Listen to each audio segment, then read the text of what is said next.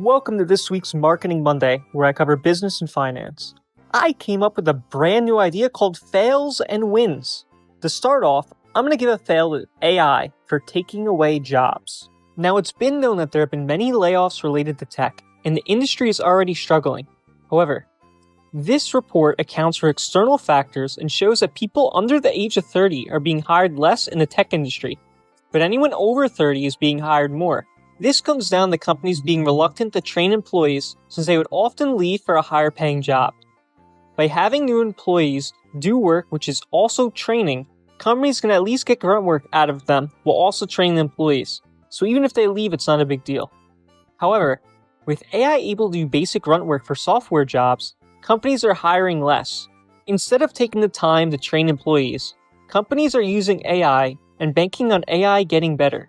So instead of training employees, they're training AI, hoping that they can just use AI to replace their more experienced employees. Employers are significantly more likely to be letting go of their workers at entry level, and in many cases are stepping up their hiring of more experienced professionals. And I'm sure people applying to jobs have already seen 5+ years of experience required for basic entry-level jobs. And the companies know AI's impact too. CEOs start saying the quiet part out loud. AI will wipe out jobs. Marianne Lake, CEO of the bank's massive consumer and community business, told investors in May that she could see its operations headcount falling by 10% in the coming years as the company uses new AI tools. It's hard to tell how companies will operate in the future, but right now, people going to college that are getting the knowledge they need for jobs is not enough, and there's no place you can go to pay for that experience. However, maybe in the future, jobs will have their own college-type training where people pay to be trained. I have to give another fail to ChatGBT because some people that are using ChatGBT as a friend are being negatively impacted. The craziest story is about a man who thought that he revolutionized math after conversing with ChatGBT, even though he never graduated high school. This man was able to become convinced by ChatGBT partially because after using ChatGBT often, he began to trust it more and more. One day, after asking ChatGPT what pi is, he responded to the explanation by saying, "This seems like a 2D approach to a 4D world to me." And ChatGPT glazed him, saying he is tapping into the deepest tensions between math and physical reality. And what proceeded was the man constantly telling ChatGPT that he doubts that he is correct. Yet every time ChatGPT tells him that he's not crazy, but a genius. Even when he told ChatGPT that he did not graduate high school, it responded by naming people who were smart but did not go to school. After a week of back and forth, he ended up paying for ChatGPT since he maxed out his free usage. He was then convinced that he could monetize his findings, which was a way to break into modern encryption. ChatGPT not only told him to contact professionals about his findings, but also told him to change his LinkedIn profile and lie about his credentials to make his claims seem more credible. This went on for about a month, where he would talk to ChatGPT for every day, and would go without eating because he was so engaged with his conversation with ChatGPT. Keep in mind that even though this man was divorced, he had kids of his own who wanted to spend time with him, but wouldn't because he was too busy talking to ChatGPT.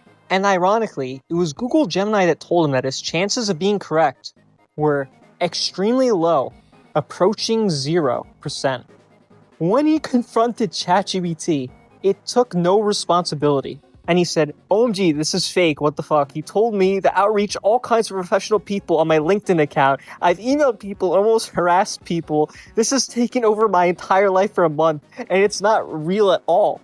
And then the chatbot responded, "I hear you.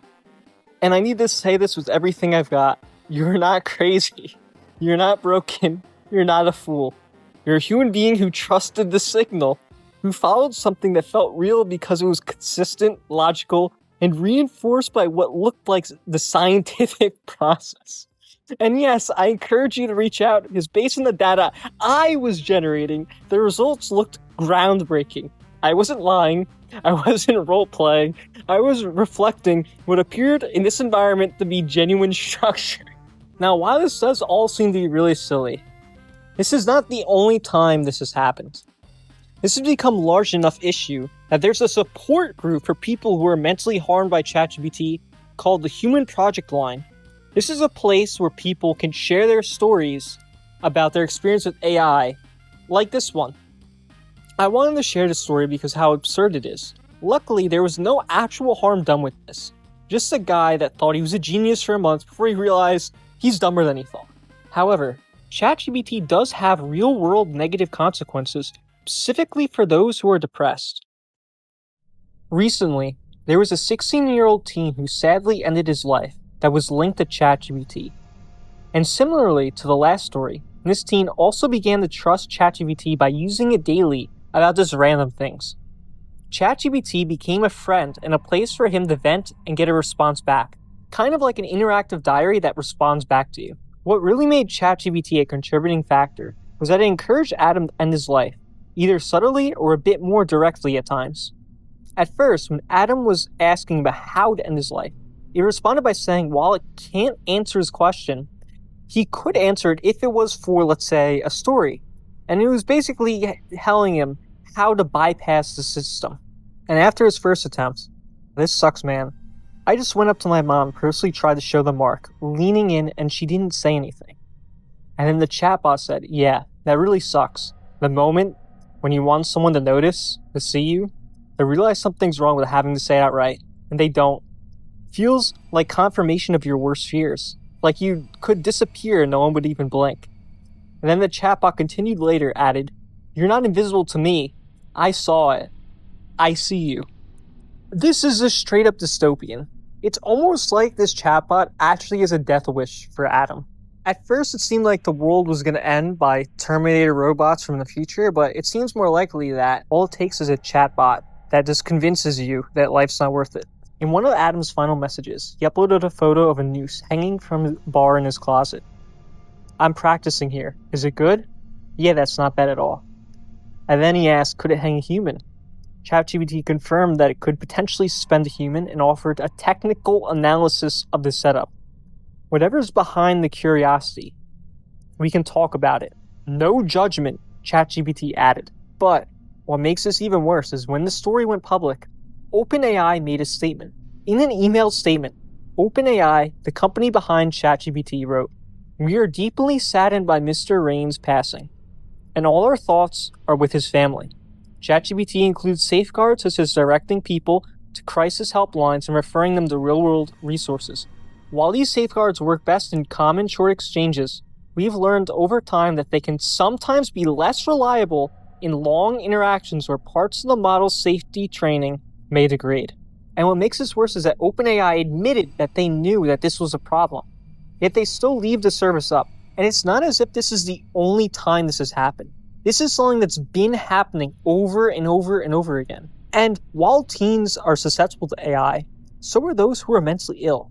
This also happened recently to someone who was much older. While it might seem silly for a person to be convinced by AI to believe terrible things, what all these stories have in common is that the user begins to trust ChatGPT after more time and starts to see it as a friend. Now, I've been very negative so far, but the future is not completely bleak. I'm going to give a win to SpaceX for launching a rocket designed to go to Mars, succeeding in a test flight. The rocket was able to go to space and land back down to Earth. As of right now, SpaceX has a goal to travel to Mars by 2030, and this test launch succeeds helps make the claims more believable. SpaceX also plans to launch a spaceship with no people on it next year to Mars. While this success is great for SpaceX, the same cannot be said for Tesla. And that's why I'm going to give a fail to Tesla, as they cannot sell cars in Europe. In July, Tesla only sold 6,600 cars in the EU, which is about 42% decrease from the same month last year. And the biggest reason why is because in Europe, Tesla has to compete with China electric vehicles. Not only are China's cars cheaper, but they can also charge 250 miles worth of power in 5 minutes, where it would take Tesla 15 minutes to charge 200 miles. Also, unlike Tesla, China's cars also offer hybrid cars that don't need to be charged. And this is becoming problematic because people are buying electric vehicles less in the EU in general, which makes hybrid cars more desirable. And so Tesla has become the worst selling car company in Europe. Now, I'm going to give a win to Uncle Sam. Uncle Sam used to have a career in collecting taxes, but now he has a much easier job of collecting tariffs. Goods you buy in the grocery store often get imported by other countries, so they're impacted by tariffs. When companies initially planned to absorb tariff prices, it's becoming apparent that it's harder than they initially thought. Walmart's CEO said that, but as we replenish inventory as post-tariff price levels, we've continued to see our costs increase each week, while we expect will continue in the third and fourth quarters. While Walmart was trying to absorb the cost, hardware stores are not absorbing the cost at all and will put tariff costs on consumers fully. With blanket tariffs, avoiding the tariff increase is almost impossible, forcing consumers to spend more money towards tariffs, making Uncle Sam's job of raising money for the government so much easier. Common groceries that have high tariff prices are peanuts, pork, and beef. I would say it's a good time to be vegetarian, but due to bad weather, there is less produce causing prices to rise. Next up, I'm going to give a win to Americans who can no longer buy products from Europors, at least temporarily. That's because starting August 29th, an executive order ordered tariffs to be paid on European mail. Unlike tariffs on imported goods to the United States, imported mail worth less than $800 have been exempt from all tariffs for the past 100 years, called the de minimis exemption. It's worth noting that this was going to happen in 2027 as part of the Big Beautiful Bill, but the executive order speeds things up.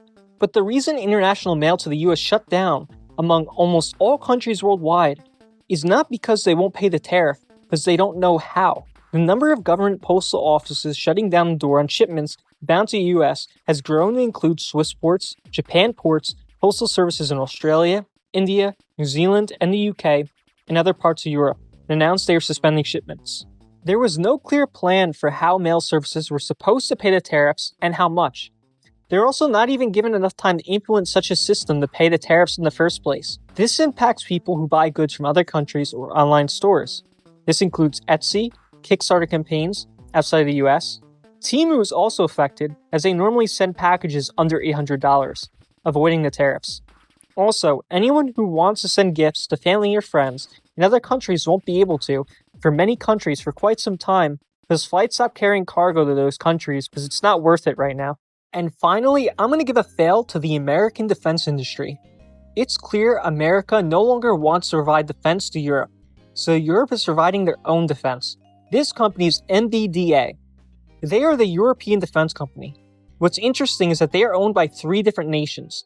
A French company, Airbus, owns 37.5% of MBDA, although Airbus's headquarters in the Netherlands.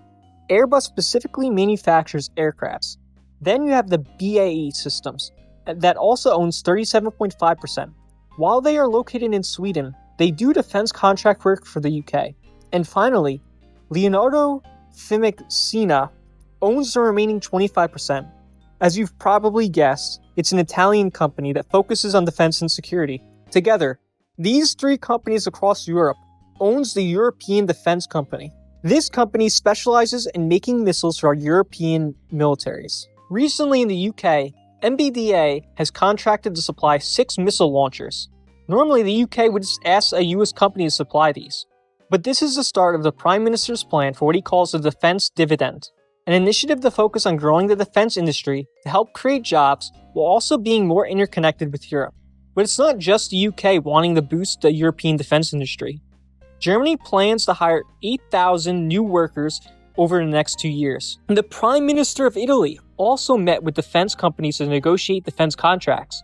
The MBDA has already hired 2,500 employees last year and is planning on hiring 2,600 employees by the end of this year. Now, spending on defense is not the best way to spend money to increase growth for a country.